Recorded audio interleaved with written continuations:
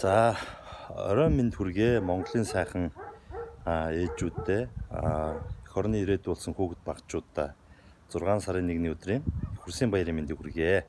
За би хаана байна вэ гэх юм бол одоо хүүхэд насныхаа дурсамжийг өнгөрөөсөн аавынхаа гэрт байна. Зүүн дэнжид. За миний хүүхэд баг нас бол Орхон аймгийн Жаргалан сум тухайн улаан толгойн сангийн аж ахуй.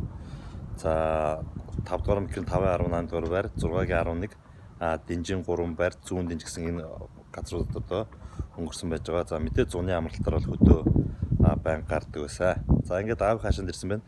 Аав хаашааг танилцуулах гэсэн юм аа. За манай бол одоогоос 20 гаруй жилийн өмнө ингээд энэ модлуудыг тарьсан байж байгаа. За зүүн дэнжийн хамгийн их хашаанда мод тарьсан хүн байгаамаа. За ингээд нийтдээ 17-8 төрлийн жимсний мод бут сөөгнүүд ингэ байж байгаа. 20 гаруй жилийн нүр хөдөлмөрөө. За ингээд битүү ингээд тарьсан байдаг. Мойл, улаалцхан, арны идэг. За ингээд нэрийн мэдгүй олон моднууд ингэ байгаа. За мэдээж нэг морь байхгүй ч тухайн үед бол 10 гаруй газар гадуутайсан. Одоо бол 20-30 тонны толгой шуунууд тий. Янз бүрийн шуунууд ингэж бичдэг байж байгаа.